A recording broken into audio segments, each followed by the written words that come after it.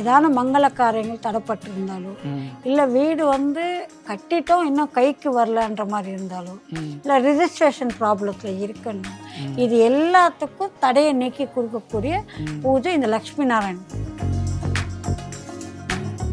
நாவல் பழம் சொல்லுவாங்க, நாவல் பழம் நடனம், அது கோவில் நந்தவனத்தில் ஒரு முறை இதை நட்டு வச்சாவே போதும்.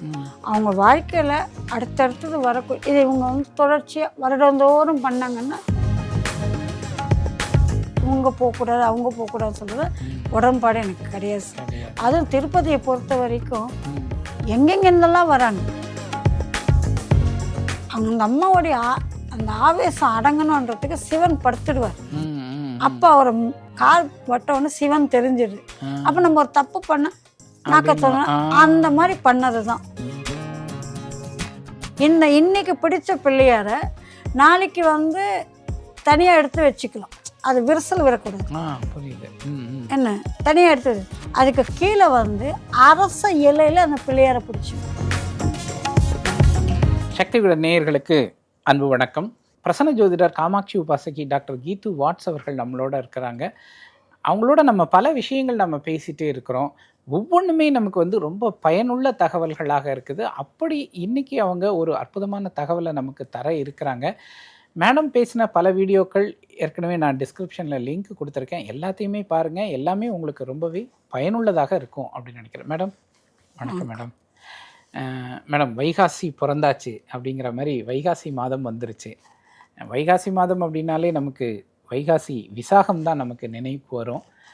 அப்படி நாம் இந்த வைகாசி பற்றி பேசும்போது இந்த வைகாசி மாதத்தினுடைய சிறப்புகள் என்ன? ஆக்சுவலாக இந்த மாதம் எந்தெந்த வகையில் சிறப்புடையது, இந்த மாதத்தில் எப்படிப்பட்ட வழிபாடுகள் செய்தால் அது வந்து நல்ல பலனுள்ளதாக இருக்கும்?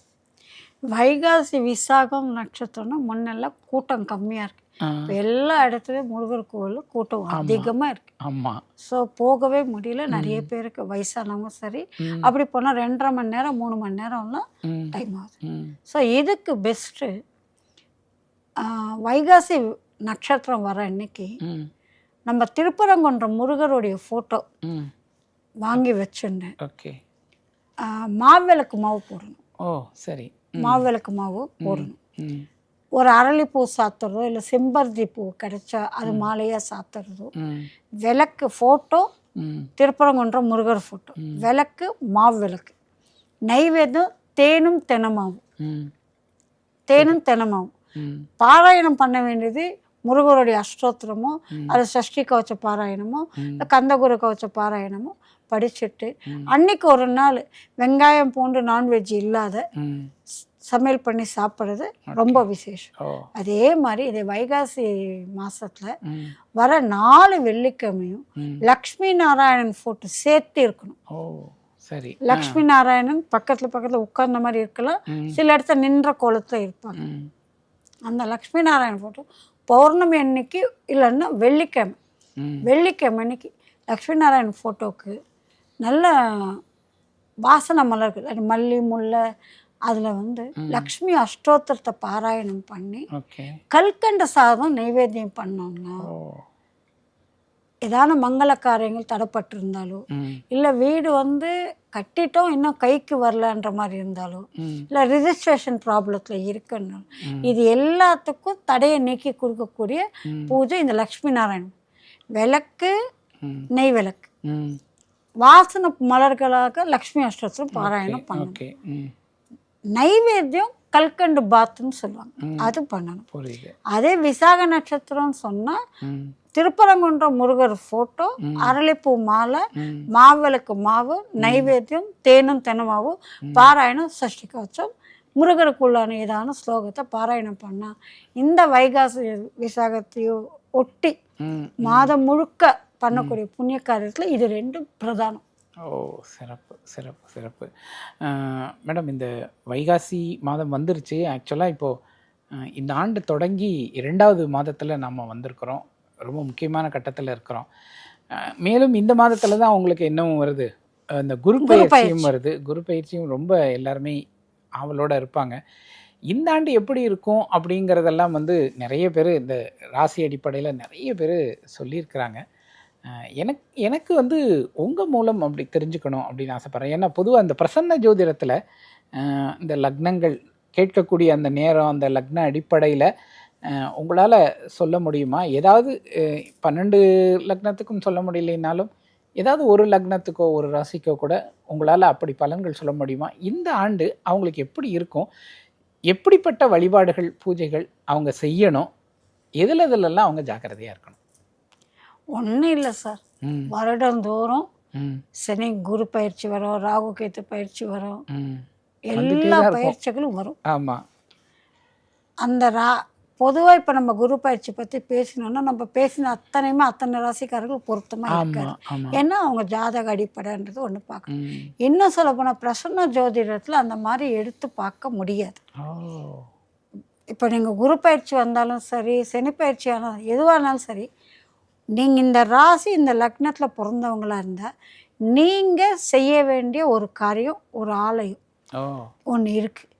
அதை நீங்கள் செஞ்சுட்டாவ வருடத்தில் இல்லை, வாழ்நாளில் ஒரு முறை அந்த கோவிலுக்கு போயிட்டு வந்து ம் அந்த நான் சொல்கிற அந்த மரத்தை நட்டு வச்சுட்டு வந்தீங்கன்னா ஓ எந்த பயிற்சியாக இருந்தாலும் ம் நெகட்டிவ் தாக்கம் கம்மியாகவும் பாசிட்டிவ் அதிகமாக ஏற்படுத்தி கொடுக்கும். ஓகே. இது வாழ்நாளில் ஒரு முறை பண்ண சொல்கிறேன். ஆனால் நீங்கள் வருஷம் வருஷம் மாதம் பண்ணாலும் மேன்மைகள் மென்மேலும் அதிகரிச்சுட்டே போகுமே தொட்டு குறையாது. சரி. அப்படி இந்த நம்ம வந்து இப்போ பார்த்துட்டு இருக்கிறது கடக ராசி கடக லக்னம் பார்த்துணும். அவளுக்கே சொல்கிறேனே, ம் கடக ராசிக்காரங்களுடைய குணாதிசயங்கள் வந்து ம் எப்போவுமே என்ன ஓட்டம் அவங்களுக்கு அதிகமாக இருந்துகிட்டே இருக்கும். ம் சரி.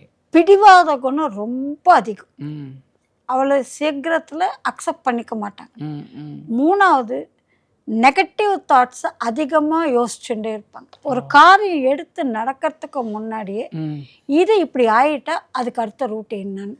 ம் ஆனால் ரொம்ப திறமைசாலிங்க, அவங்கக்கிட்ட நாலேஜ் குவிஞ்சு இருக்கும். ஓ ஆனால் இவங்களுடைய இந்த பிடிவாதத்தினால இன்னொருத்தர் பேச்சு கேட்காதனாலேயே அவங்க ரொம்ப மற்ற ராசிக்காரங்களுக்கெல்லாம் கொஞ்சம் ம் கீழ் கீழே நோக்கி போக வேண்டியது போவாங்க. இருக்கு. புரியுது. ஆனால் ரொம்ப ஒரு அட்மினிஸ்ட்ரேஷன் திறன் படைச்சவங்க. ம் எதனா அவங்களுக்கு பிடிச்ச சப்ஜெக்ட் எடுத்து பண்ணாங்கன்னா அதில் டாக்டரேட் பண்ணக்கூடிய வல்லமை இருக்குது. ம் சிறப்பு. பிறர் வாழ்க்கையில் நடக்கக்கூடிய இன்னல்களுக்கு வழிவகுத்து சொல்லுவாங்க. ம் ஆனால் அவங்க வாழ்க்கையில் கோட்டை விட்டுடுவாங்க. ம் மன சஞ்சலம் அப்படியே இருந்துகிட்டே இருக்கும். இவங்க பிரதானமாக எப்போவும் ஒரு முத்து மோதிரம் வெள்ளியில் கட்டி கையில் அணிங்கணும். ஓ சரி. இவங்களுடைய ப்ளஸ்ஸும் இவங்க எண்ணங்கள் தான், இவங்களுடைய மைனஸும் இவங்களுடைய எண்ணங்கள் தான். புரியுது. ஆனால் பிடிவாதக்காரங்க, ரோஷக்காரங்க, ஒன்று வேண்டான்னா வேண்டாம். வேண்டாதான். ம் ம் அதனால் எவ்வளோ 1000 லாபம் இருந்தாலும் 1000 நஷ்டம் இருந்தாலும் ம் தூக்கி எறிஞ்சிட்டு போயிடுவாங்க. அவங்களுடைய வீக்னஸும் இதே தான். புரியுது.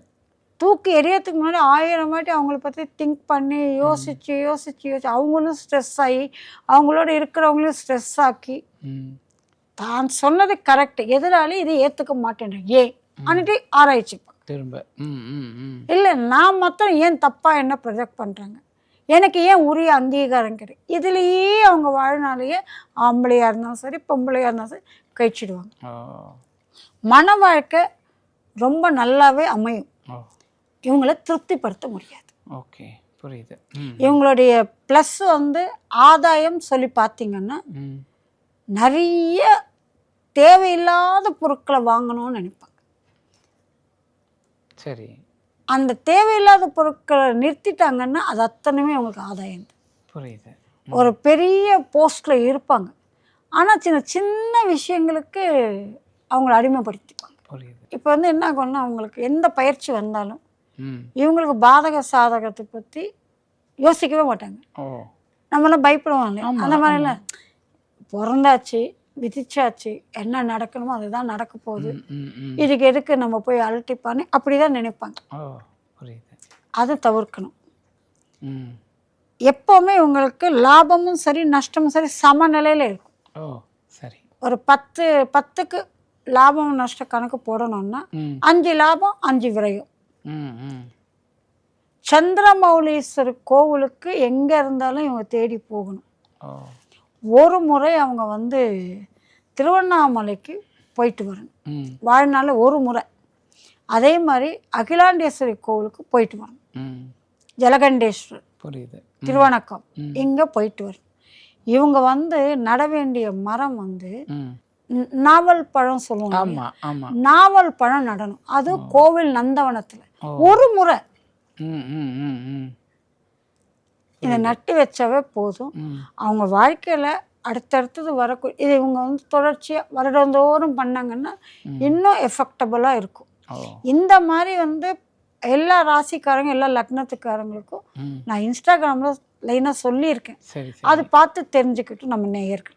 ஓகேவா? இது ரொம்ப முக்கியம். முத்து இவங்க கையில் விட்டு போகக்கூடாது. அது வந்து தொலைஞ்சி போகும் அவங்களுக்கு. தொலைஞ்சி போகும். மறந்தீங்கன்னு வச்சிடுவாங்க. முத்து நிற்காது. ஆனால் முத்து நின்று எடுத்துனா அவங்க மன ஓட்டம் நல்லா இருக்கும். சூப்பர். அதே மாதிரி வந்து இப்போ சில பேர் சொல்லி கேள்விப்பட்டிருக்கு, இந்த ராசிக்காரங்க திருப்பதிக்கு போகக்கூடாது. ஆமாம், அப்படி இருக்கு. திருப்பதி போகக்கூடாது, பழனிக்கு போகக்கூடாது, அங்கே போனீங்கன்னா அப்படி ஆகிடும், நீங்கள் ஏழை ஆகிடுவீங்க, ஆண்டி ஆகிடுவீங்க, அப்படியெல்லாம் சொல்கிறாங்க நிறைய பேர். அப்படியெல்லாம் ஒன்றுமே கிடையாது. திருப்பதி கலியுக பெருமாள் கூப்பிடணும், போகணும். அவர் எல்லாரையுமே தான் கூப்பிடுறாரு. புரியுது. சந்திரன் ஆதிக்கம் அதிகம் பெற்றவங்க திருப்பதிக்கு போகலாம். சரி. தங்கி ஒரு நாள் இப்போல்லாம் அது முடியாதுன்னு வச்சுக்கோங்க. 300 ரூபாய் டிக்கெட்டே கிடைக்கிது, 3 மாதம் ஆகிறது. ஆமாம். ஆனால் தங்கி தரிசனம் பண்ணிட்டு வந்தால் நிச்சயம். அது எல்லாத்துக்குமே திருப்பதி ஏழுமலையான் கூப்பிடணும். நீங்கள் தங்கி நின்று போகணுமா, விஐபி தரிசனம் பார்க்கணுமா, 300 ரூபாய் தரிசனம் பார்க்கணுமா, ஃப்ரீ தரிசனம் ஃப்ரீயாக இருக்கும். அன்றைக்கி இப்படி போயிட்டு அப்படி வந்துடுவோம். அது அத்தனையுமே திருப்பதி பெருமாள் கையில் தான் இருக்குது. புரியுது. இதில் எனக்கு இந்த இவங்க போகக்கூடாது அவங்க போகக்கூடாதுன்னு சொல்கிறது உடன்பாடு எனக்கு கிடையாது. அதுவும் திருப்பதியை பொறுத்த வரைக்கும் எங்கெங்கெல்லாம் வராங்க. நார்த்துக்காரங்க இதுக்கு ஒரு பிரயாணமே வச்சுட்டு வராங்க.